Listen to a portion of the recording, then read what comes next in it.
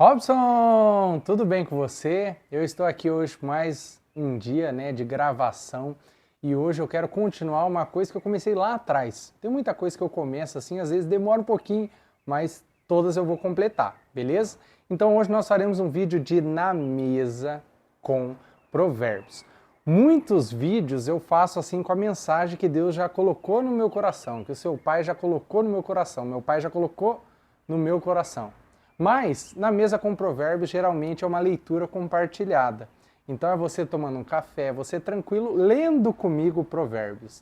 E se o nosso Pai, que é Deus, falar algo em nossos corações, falar ao meu coração, eu transmito isso para você e espero que seja muito edificante. Mas é uma maneira de você, meu irmão, junto comigo, estarmos lendo provérbios, estarmos lendo a palavra, estarmos nos alimentando espiritualmente. Beleza? Então já vamos embora aí que a gente vai, não sei a hora que vai parar, mas vamos meditando aí nas palavras. Nós paramos no Provérbios, capítulo 11, verso 8. Eu vou ler aqui. O justo é libertado da angústia, mas o ímpio a recebe em lugar dele. Costumo falar muito isso aqui, de que o cristão, a angústia do cristão, ela é legítima, porque Jesus também teve tempos de angústia. Não podemos confundir com a ansiedade, mas a angústia pro cristão, muitas vezes ela vem devido ao pecado original, devido ao tempo que nós estamos vivendo, a angústia acaba nos pegando. E aqui, ó, o justo é libertado da angústia. Então, o justo, ele não é poupado da angústia. O justo não é que ele não terá angústia, é que a angústia que ele entra, ele é libertado. Deus liberta-o da angústia, mas ele entra na angústia, assim como nós falamos que a angústia ela é legítima para o cristão. Mas o ímpio a recebe em lugar dele. O ímpio destrói o próximo com o que diz, mas os justos são libertados pelo conhecimento. Olha que paralelo legal que faz aqui. O justo é libertado da angústia, verso 8.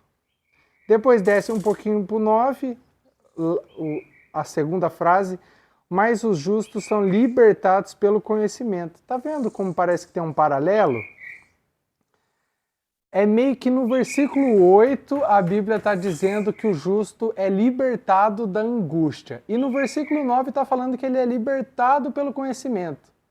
Mais ou menos está deixando ali, assim, nas entrelinhas, que o justo ele é libertado da angústia através do conhecimento. Sempre que nós estamos lendo a Bíblia, você tem que olhar com um olhar de garimpeiro. Um olhar de quem está vendo pedras, o garimpeiro fazia isso, vendo várias pedras, sabe aquele pessoal que pegava ouro, ourives, né, acho que é o nome, e ficava ali passando as pedras naquele coador gigante, eu não sei se o nome é coador, ficava ali peneirando aquela peneira gigante, coador não, né, aquela peneira gigante, fazendo esse movimento nas pedras para ver se achava um ourinho. A palavra de Deus é a mesma coisa. Você tem que encontrar o que está por trás. Por isso que está escrito assim, que a glória de Deus é esconder algumas coisas. Deus esconde algumas revelações. Por isso que é a palavra revelar. É Deus mostrando um ouro, uma pedrinha preciosa escondida na palavra. Está escrito assim que a glória de Deus é esconder e a glória do rei ou do homem, porque o homem biblicamente é considerado para ser rei e sacerdote, segundo a vontade de Deus, a vontade do rei, do homem, é que descubra essas coisas encobertas por Deus. Então, no meio da palavra tá cheio de coisinhas que você precisa ver por trás, tá entendendo? Então aqui, ó, verso 8, o justo é libertado da angústia, verso 9 é libertado pelo conhecimento. Então você já vê que por trás está querendo dizer mais ou menos assim, o seu conhecimento te liberta da angústia. Aí o que nós temos a tendência a pensar? Eu também. A gente já pensa que é um conhecimento intelectual. Você pensa assim, nossa, é verdade, preciso ler mais livros, mais coisas.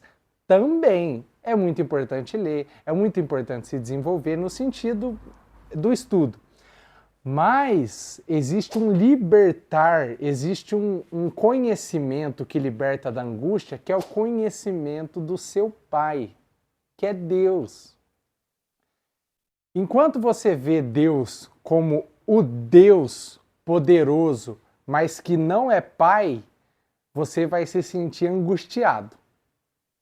Porque você vai entrar em crise. Você vai falar assim, por que o Deus que eu sirvo, que é todo poderoso, não me tira dessa latada? Tá vendo a angústia? Se você entra nessa crise, nesse pensamento, você fica angustiado. Agora, se você tem o conhecimento que o teu Deus é Pai e que o teu Pai é Deus, aí você sabe que qualquer angústia faz parte de uma boa vontade. Porque você conhece o teu Pai. Ele é teu Pai. Não é possível que a angústia que você está sentindo não tenha um propósito de te aprimorar, te deixar mais resiliente. Paulo fala que as provações, as tribulações, as adversidades, elas produzem perseverança, que produz experiência, que produz esperança. Essas três coisas importantíssimas. Então, conhecer o Pai, conhecer no sentido intelectual, estudar é muito bom, mas conhecer espiritualmente o seu Pai, viver com Ele, ter tempo de secreto com seu Pai, que é Deus, vai te libertar da angústia. Como assim, Robson, libertar da angústia? Eu vou parar de sentir? Não, você vai ressignificá-la. Então vai ser uma dor diferente. Tá entendendo? Quando você vai malhar a sua perna, que tá dando uma dorzinha, mas me responde uma coisa. Se tá doendo a sua perna, como que você consegue continuar a malhá-la? Eu sei te responder. É porque você tem um propósito bem definido. Você ressignificou a sua dor. A dor de malhar a perna ganhou um significado diferente. De modo que se você tiver sentado e alguém tá batendo na sua perna, você quer que para. Você fala, para de bater na minha perna, tá doendo. Agora, se você tá malhando e começa a doer, você continua. Então, calma lá. Por que num você para e no outro você continua? Porque um tem um significado ruim. O outro tem um significado bom. Alguém bater na sua perna só por bater é uma dor ruim, é um significado ruim. A sua perna doer por conta de malhar, aí já tem um significado bom, porque você quer estar mais saudável, quer estar com a sua perna forte, firme. Então é outro significado. Você encara a dor de outra forma. E só de encarar a dor de outra forma, a dor já perde um pouco da intensidade. Porque boa parte da dor é psicológica. A gente estuda muito isso na psicologia. A dor tem uma parte psicológica muito forte. Então, olhar a angústia conhecendo seu Pai, que é Deus, vai ressignificar a maneira que você olha para a angústia, a maneira que você sente a dor da angústia. Então é outra coisa. Então você vai lidar melhor. Então você não vai correr para o pecado. Você não vai correr para comer doce. Comer, porque você está angustiado ou ansioso. Você não vai mandar mensagem que não deveria mandar. Você não vai tentar voltar para o passado. Você não vai fazer nada disso. Por que você não vai fazer? Porque você conhece teu Pai. Você sabe que essa angústia está gerando algo de bom em você. Conhecendo seu Pai, qual que é a primeira? Responde para mim. Qual a primeira pergunta que você faz quando você sente que você está numa adversidade? Sabe qual que é a primeira pergunta que nós devemos fazer? Isso é para quem tem conhecimento do Pai. Quem conhece o Pai, quando está numa adversidade, ele fala assim, Pai, o que eu não aprendi? O que o Senhor está querendo me ensinar que eu não aprendi? Isso é pensamento de filho. Isso é pensamento de filho de Deus. Você precisa entender uma coisa. Eu vou abrir um parênteses. Voltei por aqui, eu precisei dar uma cortadinha. Antes eu não, nesse quadro da mesa do Provérbios, eu não cortava, não fazia nenhuma edição. Mas agora eu vi que é importante às vezes dar algumas cortadas para mim dar uma olhada na palavra e fundamentar, às vezes lembrar de algumas coisas importantes, tá bom? Então, o que eu vinha falando é que tem uma passagem que Jesus ele está trazendo ali, né, os ensinos, e ele abre o livro de Isaías e ele fala uma coisa muito interessante. Ele fala assim: o Senhor me ungiu para pôr em liberdade os cativos, restaurar a vista aos cegos e pôr em liberdade os oprimidos. Então é muito interessante isso, porque são duas liberdades que ele fala. Ele fala da liberdade de tirar pessoas do cativeiro e ele fala da liberdade de libertar da opressão. E nesse meio ele coloca dar vista aos cegos. Muitas vezes esse dar vista aos cegos é isso que nós estamos fazendo. Não é somente no sentido literal de curar um cego, mas é também no sentido de você trazer à luz a algo que não estava entendendo, que estava cego. Então por isso que Jesus fala dessas duas liberdades. Uma liberdade é você sair do cativeiro, ou seja, você já se libertou do pensamento desse mundo.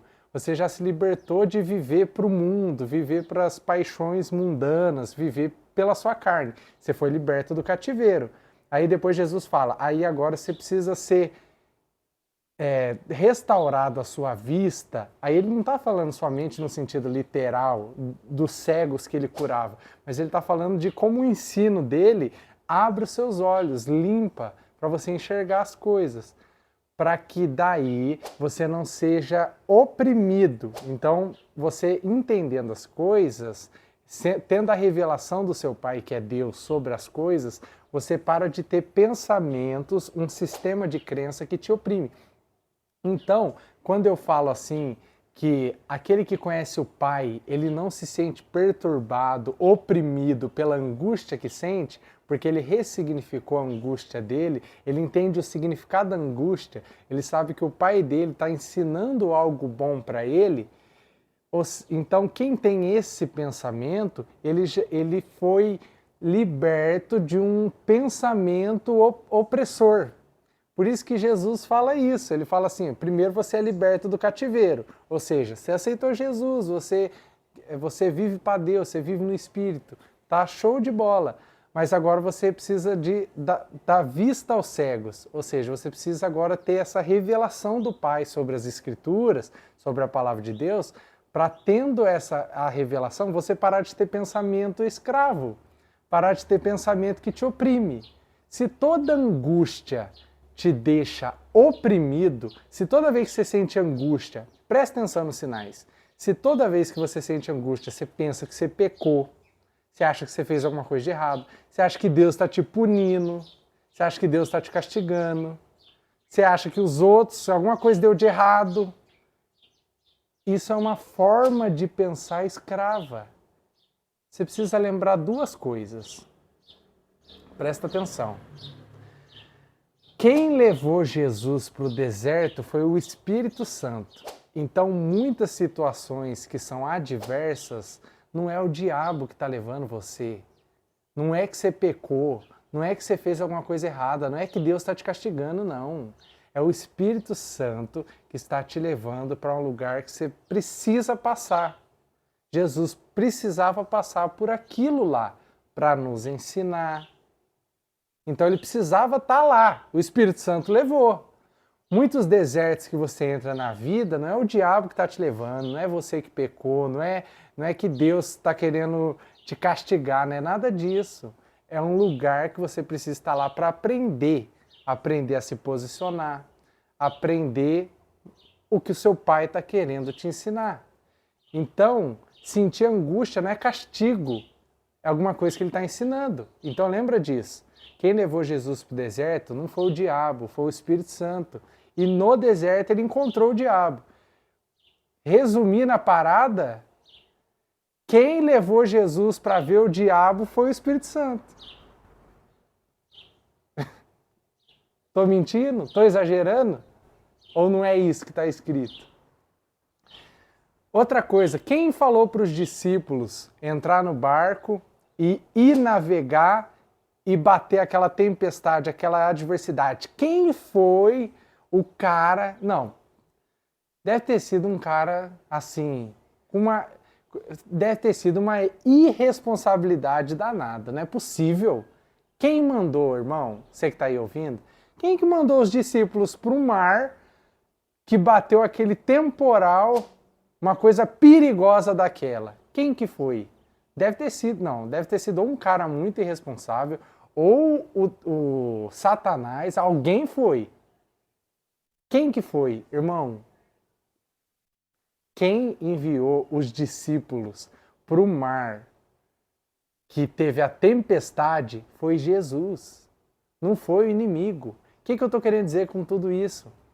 Quando dá angústia, quando dá adversidade, quando você está no meio do problema, quando você está no meio do caos, não é Deus te castigando, não é porque você pecou, não é porque você está fora do propósito.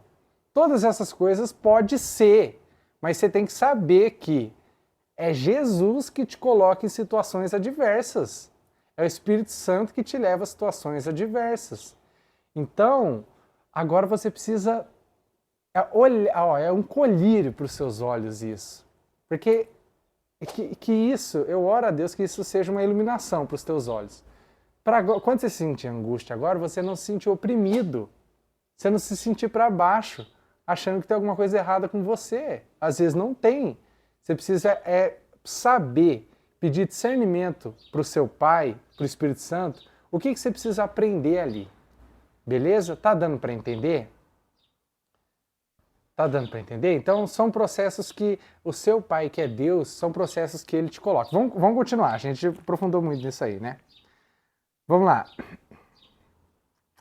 Versículo 10. A cidade se alegra com o bem-estar dos justos, mas dá gritos de alegria quando perecem os ímpios. A cidade se alegra com o bem-estar dos justos, mas dá gritos de alegria quando perecem os ímpios. Pela bênção dos retos a cidade é exaltada, mas pela boca dos ímpios é destruída. Quem fala mal do seu próximo não tem juízo. O homem prudente se cala. Eu acho que eu vou parar por aqui. Geralmente eu não continuo tanto, porque eu acho que esse ensino que nós pegamos da angústia, da ansiedade, já deu para aprofundar bem.